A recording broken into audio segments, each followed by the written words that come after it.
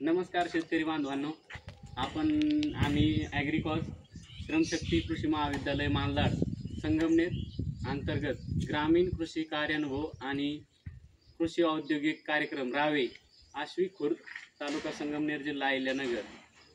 तर आपण आलेलो आहोत आश्वी गावातील एक यशस्वी महिला उद्योजक तसेच प्रगतशील शेतकरी श्रीमती शोभना प्रकाश सोनवणे यांच्या साई प्रसाद ॲग्रो फूड्स प्रायव्हेट लिमिटेड या कंपनीला किंवा उद्योगाला भेट देण्यासाठी।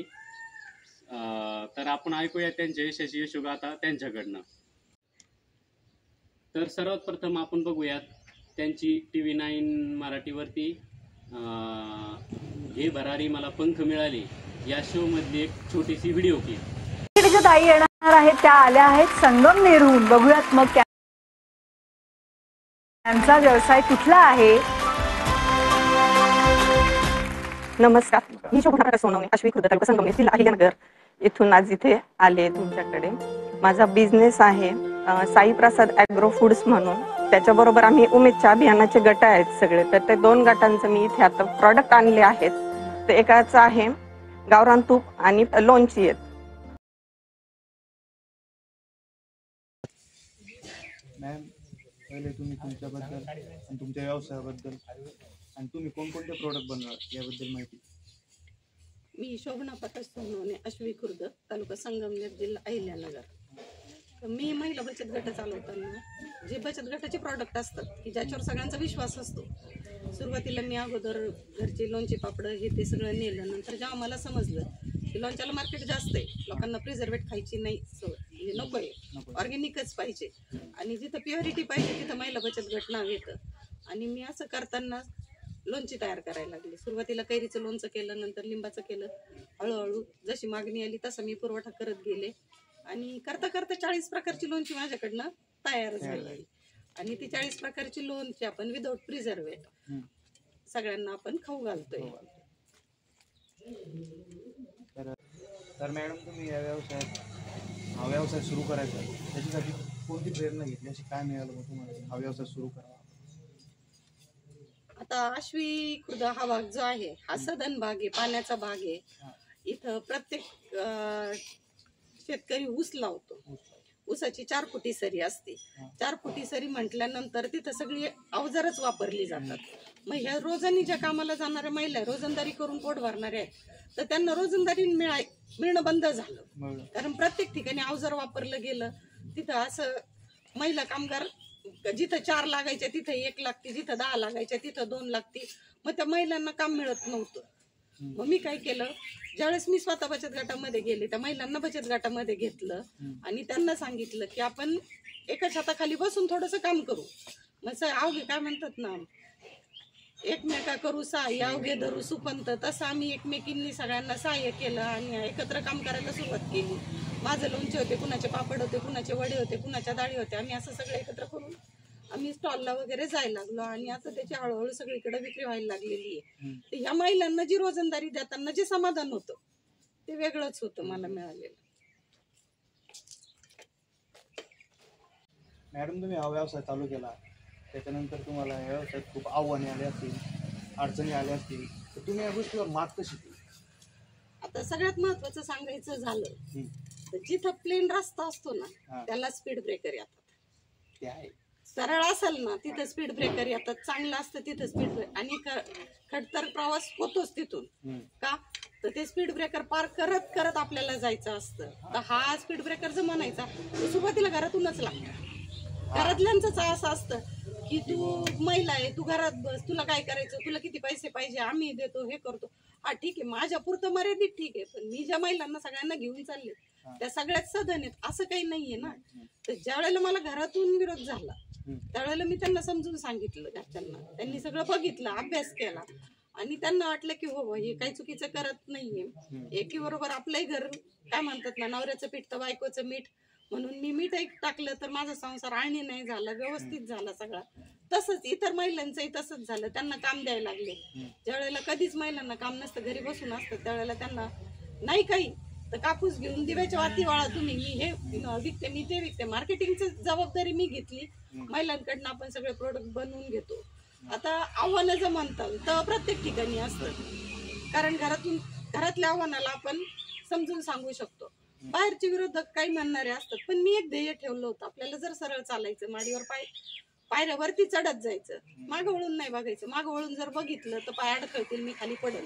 मी फक्त समोर बघत गेले, वरती चढत गेले आणि माझ्या बरोबरच्या महिला माझ्या मागे मागे येत गेल्या. त्याच्यामुळे मला त्या गोष्टींचा मी थोडक्यात विचारच केला नाही, जे काय होतं. आता मग मुली आहेत मला 2, त्यांची लग्न होती, संसार होता, प्रपंच होता, सगळं होतं. पण ज्या गटातल्या महिला होत्या त्याच मला इतकं सहकार्य करत होत्या. पाठच्या बहिणीपेक्षाही जास्त आम्ही एकमेकींना जपतोय, करतोय. तर मला जास्त काय आव्हानं म्हणजे वाटली नाही म्हणण्यापेक्षा मी सगळी आव्हानं पचवत गेले, पेलत गेले आणि इथपर्यंत आले. तर मॅडम, तुम्हाला हे भरारी मला फोन कमी आली, TV मराठी कार्यक्रमामध्ये बोलवले होते, इन्व्हाइट केले होते. तर तुम्ही त्या कार्यक्रमाबद्दल आम्हाला थोडा एक्सपिरियन्स सांगा, तो तिथे काय काय झाले, काय काय. आता उमेद अभियानाची महिला बचत गट आहे, तर ह्या उमेद अभियानाची जी महिला बचत गट आहे, तर राज्याच्या लोकांनी काय केलं, जिल्ह्याला सांगितलं की तुमच्या जिल्ह्यात ज्या काही उद्योजिका असतील, घरगुती व्यवस्थित जे उद्योग करतात, त्या उद्योजिका आम्हाला पाठवा. तर प्रत्येक जिल्ह्यांनी, आपले 34 जिल्हे आहेत, 34 जिल्ह्यांनी 10-15 अशा उद्योजिका पाठवल्या. 340 गेल्या, नंतर तिथं गाळण लागली, 240 झाल्या. तिथं आम्हाला मुंबईला CBD बेलापूरला बोलवलं, केस्टर हॉटेलला 4 दिवस आम्हाला ट्रेनिंग दिलं, मोटिवेशनल ट्रेनिंग दिले आम्हाला, पर्सनॅलिटी डेव्हलपमेंटचे दिले, CNचे दिले, अकाउंटबद्दल सगळे ट्रेनिंग दिले गेले. 3 दिवस 6 सेशनमध्ये आम्हाला त्यांनी ट्रेनिंग दिले मास्टर ट्रेनरकडनं. त्याच्यानंतर त्यांनी जगातील जी 2 नंबरची कंपनी UI कंपनी म्हणून आहे, त्या कंपनीची लोक बोलवली सिलेक्शन करायला. तर सिलेक्शन केल्यानंतर त्यांनी काय केलं, प्रत्येक जिल्ह्यातून त्यांना एक महिला उद्योजिका निवडायची होती. तर त्यांनी निवडलं. त्यावेळेला आम्हाला फक्त एवढंच माहित होतं की आपल्याला टीव्हीवर दिसायचंय, आपला चेहरा टीव्हीवर येणार, म्हणूनच फक्त आम्ही प्रयत्न केले. आम्हाला काय मिळणार आहे किंवा काय हे अपेक्षा नाही. पण माझा स्वभावच चिकित्सक आहे. मी आल्यानंतर ज्या वेळेला मी ट्रेनिंग घेऊन एक्झाम देऊन आले तिथली, त्याच्यानंतर मी घरी आले. पण मी शार्क टँक नावाचा एक प्रोग्राम आहे तसंच हिंदीमध्ये, तर मी तो प्रोग्राम बघायचे. त्यात प्रश्न कशी, उत्तरं कशी, मग मिस्टरांना विचार, चर्चा कर, हे कर, ते कर. मग ते सांगायचे की आम्ही पैसे देतो, भांडवल देतो, पण मग त्यांना भागीदारी पाहिजे होती, शेअर्स काही त्यांना पाहिजे होते, असं काहीतरी होतं ते. तर मिस्टरांनी आपल्याला काय पैसे वगैरे नको, आपलं चाललंय हे इतकं सुखासुखी पुरे झालं, असं म्हणून आम्ही तिथपर्यंत थांबलो. नंतर मग माझं सिलेक्शन झालं. दिवाळीच्या पिरियडमध्येच मला समजलं की माझं सिलेक्शन झालं, जिल्ह्यातनं माझी निवड झाली. मग मी तिथे गेले. तिथे गेल्यानंतर पुन्हा त्यांनी आम्हाला ट्रेनिंग दिलं. ॲज अ प्रोजेक्ट रिपोर्ट वगैरे आमच्याकडनं सगळे तयार करून घेतले. आमच्या अपेक्षा काय, आमचा बिझनेस कसा आहे, काय म्हणजे स्टार्टअप कसं केलं, आता काय कोणत्या स्थितीला आहे, हे सगळं त्यांनी अभ्यास केला. आमच्याकडूनच अभ्यास सगळा करून घेतला. त्याच्यानंतर त्यांनी आम्हाला शूटिंगला बोलवलं. श्रेया बुगडे ताई ज्या आहेत त्या शूटिंगला आल्या होत्या, पुण्यामध्ये आमचं शूटिंग झालं. तर शूटिंगला गेल्यानंतर 4 दिवस आम्हाला श्रेया बुगडे बरोबर एका हॉटेलला राहायला मिळालं. तो आनंद एक वेगळाच होता. त्याच्यानंतर आपण टीव्हीवर दिसणार हाही आनंद होताच आहे. त्याच्यानंतर ज्या वेळेला आम्ही ज्युरींच्या समोर उभं राहिलो, 3 ज्युरीज होते, त्यांच्या समोर उभं राहिलो, त्यांनी क्वेश्चन आन्सर केले आम्हाला आणि त्यांनी सांगितलं की हा व्यवसाय तुम्ही कसा सुरू केला वगैरे, ते सगळं विचारलं. त्याच्या अगोदर घरी येऊन ज्यावेळेस सिलेक्शन झालं त्याच्यानंतर त्यांची एक टीम घरी येऊन माझ्या स्वतःच्या गावात माझं शूटिंग केलं. त्यांनी आउटडोअर शूटिंग करून घेऊन गेले. ते शूटिंग त्यांनी दाखवलं सुरुवातीचं. तर त्यात काही आपल्या जे म्हणतो ना आयुष्यातले आनंदाचे दिवस, दुःखाचे दिवस, हे त्यांनी सगळं आमचं कॅप्चर केलं आणि त्याच्यानुसार त्यांनी डिसिजन घेतल्या. तर माझ्या मुलाचं अपघाती निधन झालं होतं, मी थांबले होते, मी संपले होते, मी 3 वर्ष घराच्या बाहेर निघत नव्हते. पण मग ज्या वेळेला त्या महिला म्हणायला लागल्या की तुम्ही नाहीये तर आम्ही पण उपाशी घरी बसतोय, मग मला मिस्टरांनी पुन्हा उभं केलं. म्हटले नाही, आता तुला तुझ्यासाठी नाही, तुला या महिलांसाठी जगायचंय, तू उठ आता, बाहेर जा, तू निघ बाहेर. आणि म्हणतात ना की घर जर पडलं तर विटा गोळा करतात लोक, तोही म्हणजे प्रसंग माझ्या आयुष्यात आला. मी ते सगळ्याला सामोरे गेले. पूर्ण कंबर कसली, 2 मुली मिस्टर यांच्या मागे मी पुन्हा उभी राहिले. आणि ज्या वेळेला मी ज्युरींच्या समोर प्रश्न उत्तर करत होते त्यावेळेला मला अजिबात बर्डन नव्हतं, कारण मी एकदम फ्रँकली फक्त मला टीव्हीवर दिसायचं एवढंच हिशोब केला. आणि सगळं झाल्याच्या नंतर ज्युरींनी मला एक प्रश्न विचारला की आता तुम्हाला किती पैसे पाहिजे आमच्याकडनं. तर पैसे देऊन कोण देते, 1 लाख देईल, 2 लाख देईल अशी अपेक्षा होती आम्हाला. पण ते म्हणे थांबा, आता आम्ही 3 जण मिळून आम्ही विचार करतो तुम्हाला किती पैसे द्यायचे म्हणून. आणि ज्या वेळेला ते म्हटले की 8 लाख तुम्हाला देतोय, म्हणजे ऍज अ कर्ज म्हणून पण दिलं नाही त्यांनी किंवा काही नाही, डायरेक्ट आम्हाला पैसे दिले. पण ते पैसे देताना त्यांनी पुन्हा एकदा आमचा अभ्यास करून घेतला की हे पैसे तुम्ही त्याच कारणाला वापरणार आहे का ज्या कारणासाठी सरकार तुम्हाला देणार आहे. SBI फाउंडेशनने आम्हाला ते पैसे दिले, तर ते पैसे मी एक महिना मी त्याच कारणासाठी वापरणार आहे आणि माझंही काय प्रॉफिट असेल तर मी त्याच्यासाठी वापरणार आहे. कारण कुणी दिलं आणि मग त्याच्या भरोशावर जगायचं ह्या मताची मी नाहीये. पण ज्या वेळेला ते पैसे मिळाले तर मला असं वाटलं की आपण जिथं कुठेतरी काहीतरी चांगलं करतो ना तर त्याची पावती नक्कीच मिळते. ज्या महिलांसाठी मी पुन्हा उभी राहिले होते त्या महिलांसाठी मला कदाचित त्यांनी निवडलं आणि ते भरारी घेतली, पंखांना बळ दिलं आणि आज त्या भरारीमुळं त्यांनी मला 8 लाख दिले. त्या 8 लाख तर जरी त्यांनी दिले तर मी 24 लाख त्याचे कसे होतील एका वर्षात हा करण्याचा प्रयत्न करत आणि मी त्यांचं जे स्वप्न आहे ते नक्कीच सत्यात उतरवल मी, असं मला अपेक्षा आहे.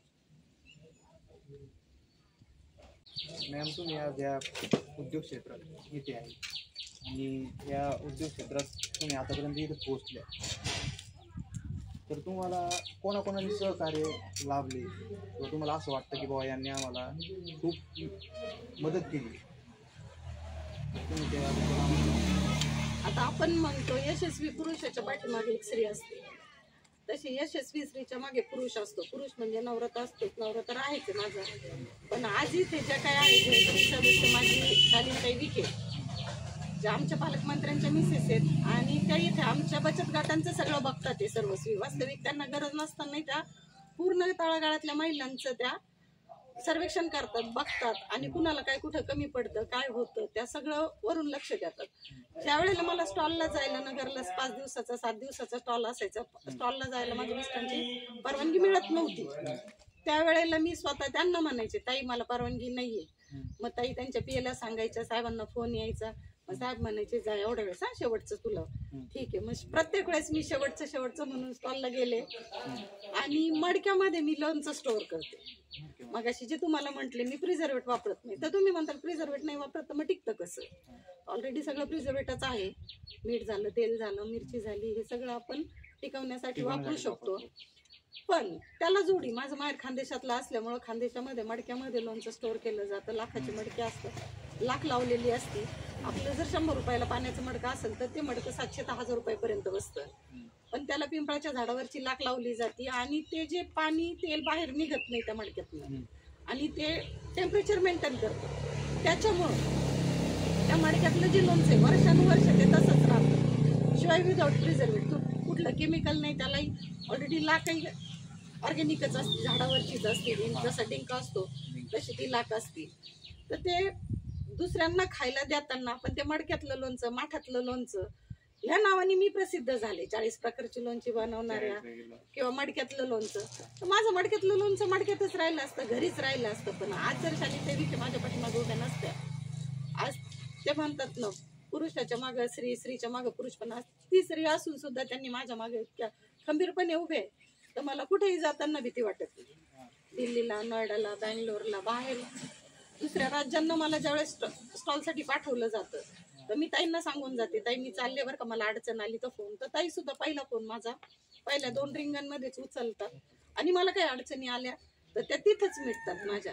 त्याच्यामुळं जे काही आहे माझं मडक्यातलं लोणचं इथपर्यंत घेऊन जायचं, विमानाने दूरदेशामध्ये पण गेले आपलं, तर हे जे काय आहे हा त्यांचा पाठिंबा आहे. त्याच्यामुळे मी आज इथपर्यंत आहे आणि हे काय आहे ते त्या घडू शकल्या. ज्या वेळेला माझ्या मुलाचं घडलं त्यावेळेला मी उभी राहत नव्हते, मी बाहेर येत नव्हते. त्या म्हणायच्या नाही शोभा तुला उठायचंय, शोभा तुला बाहेर जायचंय, शोभा तुला 25 महिलांना काम द्यायचंय, तू उठ. त्यांनी जे काही बळ दिलं मला त्या बळामुळे आज मी इथं उभी आहे. उमेद अभियानाचे पण खूप मी सहकार्य मानेल, कारण आज उमेद अभियानाचे बचत गट आहेत. त्या बचत गटांना ज्या काही सवलती आहेत त्या मी सगळ्या SC STचे जे काही गट असतील त्यांना CIF असेल, RF असेल त्यांच्यापर्यंत पोहोचवण्याचा प्रयत्न मी स्वतः करते. आणि जर संगमनेरला मीटिंग असेल तर मी एकही मीटिंग चुकवत नाही. अभियानामार्फत मी आज घेभरारीला जाऊ शकले, ताईंमार्फत मी आज बाहेर घराच्या बाहेर निघू शकले, तर मी उमेद अभियान ताई तसंच SBI फाउंडेशन, SBI बँक. आता मी PMFMEचं 20 लाखाचं लोन घेतलंय 35% ते माझं सँक्शन झालंय, ते मी डिस्बर्स करणार आहे. म्हणजे झाल्यातच जमा आहे. ते SBI फाउंडेशन, SBI बँक आणि विखे जनसेवा फाउंडेशन, विखेताई, उमेद अभियान, महिला बचत गट यांची मी शतशः ऋणी. धन्यवाद. मॅडम, तुम्ही पाहत असाल मार्केटमध्ये आजकाल नवीन नवीन प्रोडक्ट उपलब्ध आहे किंवा लॉन्च झाले, तर तुम्ही तुमचा प्रोडक्ट आतापर्यंत कसा टिकवला? आता मी मगाशी सांगितलं की माझ्या प्रॉडक्टमध्ये कुठल्याही प्रकारचं केमिकल नाही, विदाऊट केमिकल. हल्ली आता आपण बघतोय पंजाबसारख्या राज्यामध्ये एक कॅन्सरची ट्रेन, तर दिवसाआड ती ट्रेन जाती बाहेर, तर ते कॅन्सर आहे. ते कशामुळे झाले? हे सगळं जे आपण काय खातो त्याच्यामुळे झालं. तर मग आम्ही जे प्रोडक्ट बनवतो तर त्याच्यामध्ये आम्ही कुठलंच केमिकल वापरत नाही. त्याच्यामुळे आमच्या मालाला गिराईक पटकन असतं आणि मार्केट एकदम पटकन म्हणतं की महिला बचत गट विश्वास टाकतात आणि आम्ही त्यांच्या विश्वासाला पात्र ठरायचा प्रयत्न करत असतो. आता मार्केटमध्ये जर म्हणता तुम्ही तर एक 5 किलोची बरणी आहे, ती पण 300 रुपयाला मिळते, पण माझी स्वतःची 300 रुपये किलोनी मी विकते. तर का विकते? आपण काय म्हणतो, दृष्टी आडसृष्टी. पण मी काय करते, मशीनचं ते मार्केटला जे येतं ते मशीनचं कट केलेलं असतं, त्याच्यामध्ये आत काय बाहेर काय आपण काय बघत नाही. एकदा टाकलं मशीननी, चाललं पुढं. तसं आम्ही स्वतः हाताने कैऱ्या फोडतो, समोर डोळ्यासमोर ठेवून एक एक कैरी पुसतो, बघतो. म्हणजे जे काय आहे थोडक्यात मला सांगायचं की जे भेसळ वगैरे काय होतं त्याच्यामध्ये, आळ्या किडे ते मशीनमध्ये कट होत चालतात, तसं आपल्याकडं होत नाही. आणि हँडमेकिंगला जो काय डिमांड आहे मार्केटमध्ये, तर तो आपण हँडमेकिंग बनवतो. त्याच्यामुळे आपल्या मालाला रेट पण चांगला मिळतो आणि पॅकेजिंग ब्रँडिंग चांगलं असल्यामुळं कस्टमर आपलं पटकन घेतात. विदाऊट प्रिझर्वेट असल्यामुळं पण पटकन उचलला जातो माल आपला. मॅडम, तुम्ही या उद्योगातून किती महिलांना रोजगार उपलब्ध करून देता व त्याची विक्री व मार्केटिंग कशी करतात? आता सध्या माझ्याकडे 20 ते 25 महिला रोजगार आहेत. तेवढ्यांना देऊ शकते मी, कारण काही मशिनरी आहे, काही आहे. पण आता भविष्यामध्ये माझं कन्सेप्ट असे डोक्यामध्ये की जसं मॉलला गेल्यानंतर आपण प्रत्येक वस्तू असते, एकच वस्तू घ्यायला जातो पण 4 वस्तू घेऊन येतो. तसं मी असं ठरवलंय की उन्हाळी वाळवणं जे आहे ते एकाच छताखाली सगळे मिळाले पाहिजे. म्हणजे पिठापासून तर कुरडई, शेवई, काय असेल, नूडल्स वगैरे जे काय ऑर्गॅनिक पद्धतीने आपण जे बनवतो ते सगळं काही एकाच ठिकाणी मिळायला पाहिजे. म्हणजे एक वस्तू घ्यायला आलेला माणूस 4 वस्तू घेऊन जाईल. मग हे करता करता मला आपोआपच मजूर वाढवावं लागेल. म्हणजे तितकाच मी महिलांना जास्तीत जास्त रोजगार देऊ शकल. आता मार्केटिंग जर म्हणाल तर मग पब्लिसिटीने बरंच काय झालेलं आहे. महिला बचत गटांचे स्टॉल असतात, जसं काय आपल्या जिल्ह्याला असतं साईज्योती म्हणून, राज्याला असतं महालक्ष्मी सरस, ते महाराष्ट्र पुरतं मर्यादित आहे. आजीविका सरस म्हणून नोएडाला आहे, बँगलोरला आहे, काश्मीरला आहे. पूर्ण 34च्या 34 राज्यांमध्ये हे स्टॉल लावले जातात राज्याचे. त्यावेळेला आम्हाला बोलवलं जातं, ज्यांचं प्रॉडक्ट चांगलं असतं त्यांना बोलवलं जातं, तिथे विक्रीसाठी आपल्याला चान्स दिला जातो. महालक्ष्मी सरसला 13 दिवसामध्ये कमीत कमी 15 ते 16 लाखाचा माल विकला जातो. आणि त्या लोकांनी असं असतं की त्यांनी जे खाल्लेलं असतं मुंबईतल्या लोकांनी, तर ते काय करतात, वर्षभर आमच्याकडनं मागवतात. तर आम्ही आउटलेट दिलेत 2 ठिकाणी आणि आम्ही वर्षभर त्यांना हा माल पुरवतो. आणि एक प्रॉडक्ट होतं तर आता 2 कसे झाले, 4 कसे झाले, हळूहळू आम्ही असे आमचे प्रॉडक्टही वाढवतो. त्या हिशोबाने आमच्या महिला पण म्हणजे महिला रोजगार पण वाढत जातात ते. आणि आता आम्ही ॲमेझॉनवर पण प्रॉडक्ट दिलेत. उमेद मार्ट म्हणून आहे ऑनलाईन, त्याच्यावर पण आमचे प्रॉडक्ट जात आहेत. असे ऑनलाईन, ऑफलाईन आणि मार्केटला पण जात आहेत. मॉलवाले पण आमचं प्रॉडक्ट मागतायत. पण अजून आम्ही त्याच्यानंतर मुंबईला उमेद अभियानाने बाहेर सेलर मीट घेतली होती, जे आपण म्हणतो ना, मॉलचे मालक आले होते, डायरेक्ट मॅनेजर नाही, डायरेक्ट मॉलचे मालक आले होते. त्यांनी बघितलं, पण त्यांनी आम्हाला टनाने माल मागितला. मॅडम, तुमचा या उद्योगातून वर्षभर किंवा आतापर्यंत यापुढे तुमची या उद्योगाबद्दल काय प्लॅनिंग आहे? आता जसं आपण मगाशी बोललो की मार्केटिंग कुठं कुठं करतात, आउट ऑफ स्टेटला जातो आम्ही, स्टॉलला जातो, हे करतो ते करतो. आणि जर म्हणाल तर प्रत्येक ठिकाणी आपण जर पोहोचायचं ठरलं तर आम्हाला मोबाईल व्हॅन घ्यायची आहे. त्या मोबाईल व्हॅनमध्ये आमचे सगळं प्रॉडक्ट असेल आणि ती व्हॅनच्या गावात जाईल, तिथल्या लोकांना ते आमचं प्रॉडक्ट पोहोचेल पटकन. आउटलेट वगैरे तर आपण दिलेलेच आहेत मार्केटिंगसाठी, तर फक्त मोबाईल व्हॅन आम्हाला घ्यायची आहे. तर माझा आत्तापर्यंतचा जो टर्नओव्हर आहे तर 14-15 लाखापर्यंत माझा होतो. जसं उमेद अभियानाने सांगितले, 1 महिन्याला जर 1 लाख कमवले तर लखपती दिदीचा पुरस्कार मी घेऊन थांबलेले आहे. त्याच्यानंतर हे 8 लाख मिळाले, कर्ज घेतलंय, तर मला करोडपती किती पटकन होता येईल याचा मी प्रयत्न करेल. आणि माझं जे साई प्रसाद ॲग्रो फूड्स प्रायव्हेट लिमिटेड आहे तर तिचा टर्नओव्हर लवकरात लवकर कोटीच्या घरात कसं जाईल हा मी प्रयत्न करत असेल. आता तुम्ही जर म्हणता तर मार्केटिंग झालं, हे झालं, तर माझ्याकडे काय माधुरी दीक्षित नाही माझ्या लॉन्चची ऍड करायला. पण मी काय केलं, आकाशवाणीवाल्यांनी मला बोलवलं, त्यांनी काय केलं, दर शुक्रवारी त्यांनी रुचिरा म्हणून ठेवलं होतं. तर प्रत्येक लॉन्चची एक एक रेसिपी द्यायची त्यांना. मी अशा रेसिपी दिल्या, त्यांनी मला एका महिन्याचे 4 आठवड्यांचे मला 2000 रुपये दिले. लोक पैसे देऊन जाहिरात करतात, मी पैसे घेऊन जाहिरात झाली माझी. आणि चांगल्या मालाला माल गिराईक पटकन असतं, त्याच्यामुळे आपल्याला जास्त काही करायची गरज नाहीये. फक्त आपली क्वालिटी क्वांटिटी जर टिकून ठेवली तर आपल्याला गिराईक विसरतच नाही. किती कानाकोपऱ्यात जा तुम्ही, गिराईक आपल्याला तिथपर्यंत शोधत येतं आणि ते करण्याचा नक्कीच प्रयत्न करेल. मॅडम जी काही माहिती दिली त्याबद्दल मॅडमचं मनापासून आभार. आणि साई प्रसाद ॲग्रो फूड्स लिमिटेड या युनिटला तुम्ही नक्कीच भेट द्या. त्यांचे प्रोडक्ट खूप मस्त आहेत, आम्ही टेस्ट करून बघितले आहेत. व मॅडमला पुढच्या वाटचालीस शुभेच्छा.